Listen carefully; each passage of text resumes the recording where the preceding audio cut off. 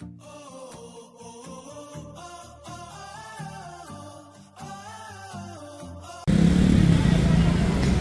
umaga sa ating lahat mga ka-joiners, mga kapwa ko Pasigueño. Nandito po tayo ngayon sa Pasig Temporary City Hall at flag raising ceremony. Nandito na po si Mayor Vico Soto.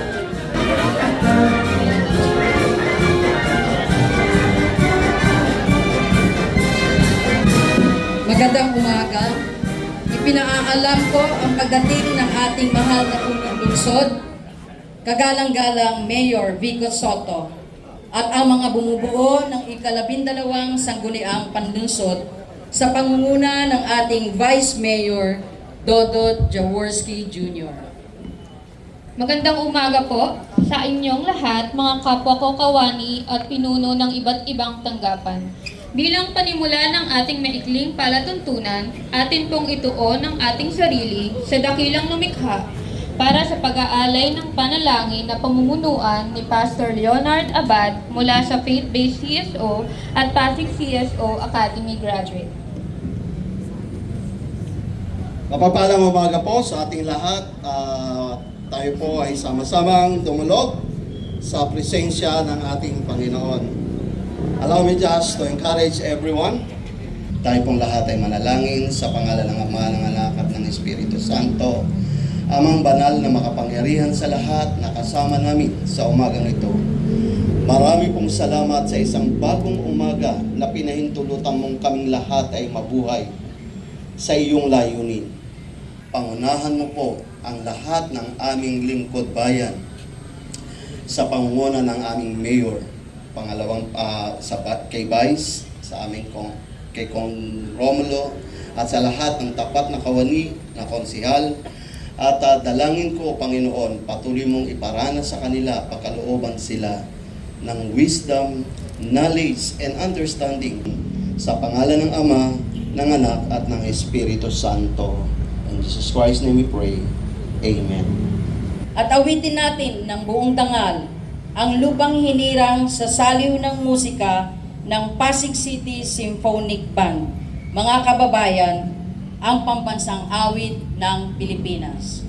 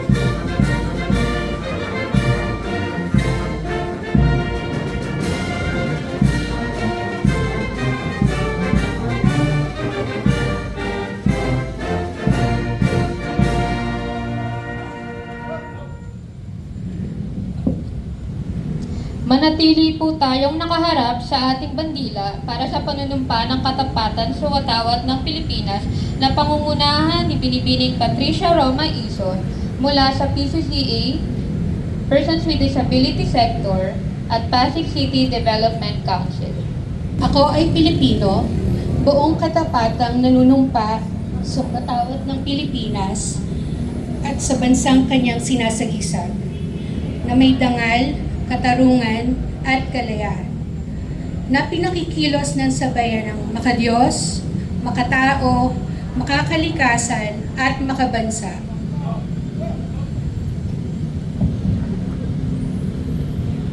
Binibining Patricia Ison, sa pagkakataon naman pong ito, humarap tayo sa bandila ng lungsod ng Pasig. Awitin natin ng buong sigla ang Marcha ng Pasig sa saliw ng tugtugin ng Pasig City Symphonic Band.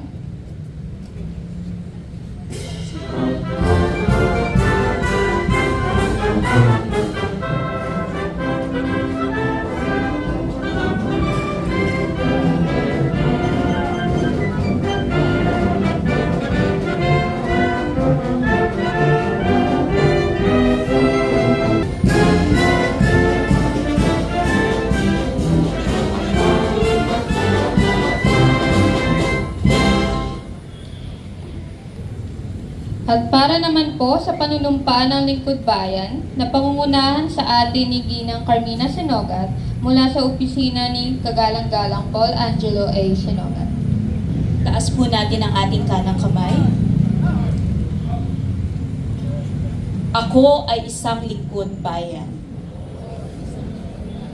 Pangangalagaan ko ang tiwalang ipinagkaloob ng mamamayan.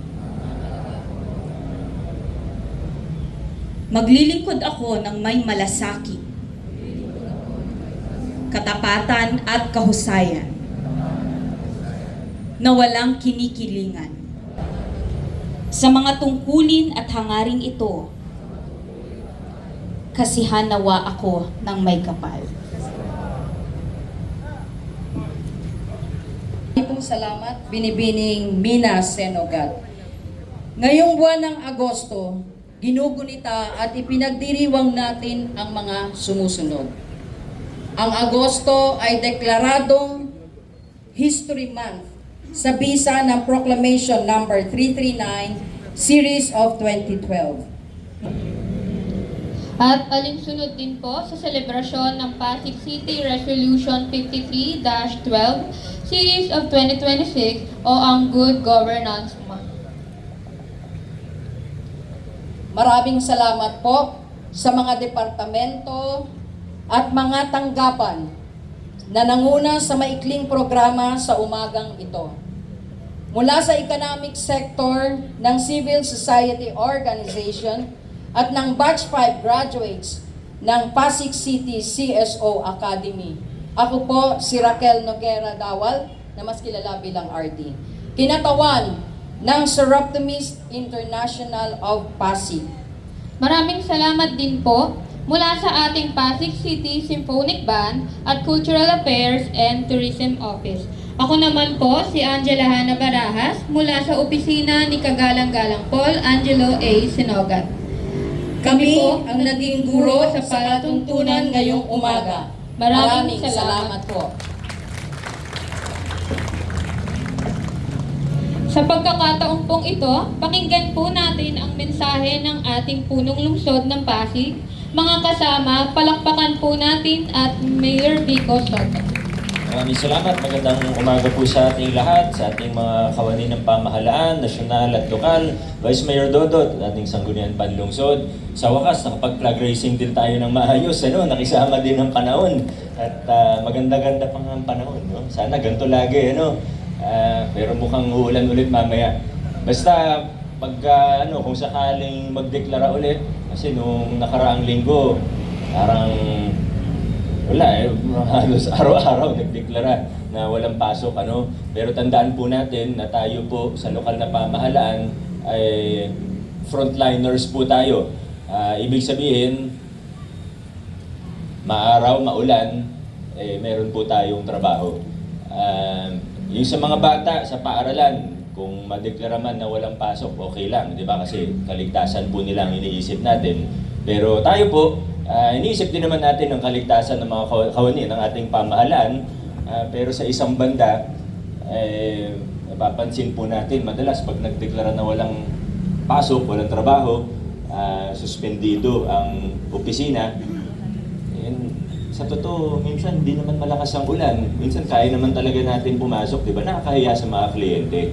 Kaya kung mapapansin po ninyo, nung nakaraang Huwebes, nagpapasok na rin po tayo ng mga basic services, ng mga frontline services. At sa totoo, sa lokal na pamahalaan, halos lahat ng serbisyo, halos lahat ng opisina ay frontliners or basic services. Kahit sabihin nyo pong economic sector, frontliners pa rin tayo. May mga kliyente pa rin tayong pumupunta sa opisina araw-araw. Yung mga ibang opisina, kahit yung economic sector, Sir Patrick, pinakamaliit na sektor natin, kaya medyo mas konti po tayo ngayon. Pero kahit yung sa iba po natin, halimbawa, City Accounting Office, City Treasurer's Office, kung tutuusin, basic services pa rin yan na kailangan natin i-deliver maaraw man o maulan. Kaya ito po tandaan natin, kung sakali lang naman na may deklarasyon ulit na walang pasok, tayo po may pasok pa rin po. Kung sakali naman na talagang dumadaan kayo sa yung dadaanan ninyo ay bumabaha talaga o may panganib po talaga sa inyong buhay, maintindihan naman po natin yun. At ang instruction natin sa ating HRDO ay magbigay ng provisions para dun sa mga hindi talaga makakapasok. Pero sa totoo, halos lahat o lahat naman tayo, kadalasan, kaya naman talaga pumasok. Kaya yan yung i-implementahin natin. Maraming salamat sa Sangguniang Panlungsod natin, sa pangunan ni Coach Councilor Paul, sa bagong resolution natin para sa Good Governance Month. Pero sana tandaan din po natin na yung sinasabing mabuting pamamahala, yung paglalakbay natin tungo rito, hindi po yan natatapos. Tuloy-tuloy po yan. At hindi natin pwede sabihin na sa lungsod ng Pasig, meron na tayo niyan. Kasi sa totoo, ako na magsasabi sa inyo, malayo pa tayo. Malaki na yung mga hakbang natin tungo rito sa pagtataguyod ng mga prinsipyo ng mabuting pamamahala. Inaayos natin palagi, pinagtutuunan natin ng pansin lagi yung tinatawag na haligi ng mabuting pamamahala, pagiging bukas ng pamahalaan, yung may pananagutan o accountability ang mga opisyales at gobyerno sa taong bayan. At pangatlo, kaya rin po kasama natin ng ibang mga nakapagtapos mula sa CSO Academy ang pakikilahok ng taong bayan sa gawain ng pamahalaan o sa paggugobyerno. Ito po yung isa sa mga bagay na minsan pakiramdam natin, tayo mga nasa gobyerno, minsan hindi natin buong lubos na nauunawaan yung kahalagahan nito. Pero tungo sa pangmatagalan na improvement, tungo sa institutionalization ng mga prinsipyo ng mabuting pamamahala at yung ibang mga bahagi nito, napaka-importante na malakas ang civil society natin, yung capacity building ng civil society. Kaya ito po, salamat sa mga graduates ng CSO Academy. Mabuhay po kayo. Sana dumami pa ang mga aktibo na nakikilahok sa mga ginagawa natin sa pamahalaan. Kasi baliwala lang po kung bubuksan ng pamahalaan ang paggugobyerno, ang mga proseso natin kung hindi naman mag-step up ang mga mamamayan. Kaya muli po, maraming salamat sa lahat. Magandang umaga at adjourn na po tayo.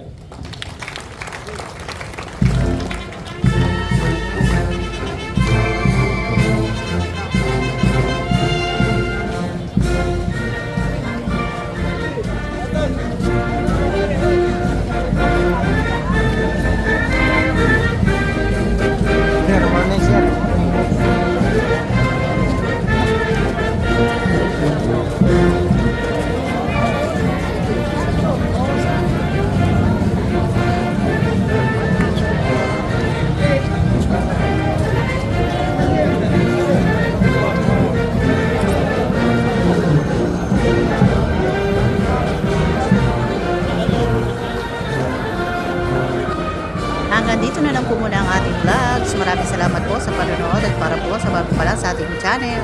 Welcome po ang lahat and please like and share, comment down below and please subscribe para lagi po kayong updated sa pagkanapan sa lungsod ng Pasig. Ingat po ang lahat. Bye!